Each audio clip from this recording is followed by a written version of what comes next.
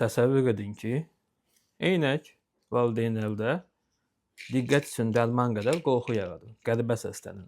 Amma təəssüf olsun ki, böyük qrup valideyn diqqət əksikliyi və hiperaktivlik pozuntusu üçün təyin olunan dərmanlardan qorxur. Ona görə də bu mövzuya bir aydınlıq gətirir. Yəni məktəbdən, adətən məktəbdə aşkarlanır. Uşağın ciddi görmə zəifliyi varsa, yəni lövhəni görmürsə, müəllim valideynə xəbər edir, valideyn göz həkiminə müraciət edir və uşağa eynək təyin olunur. Və nəticədə uşağın həyatı asanlaşır və əlbəttə ki, daha rahat həyat yaşayır.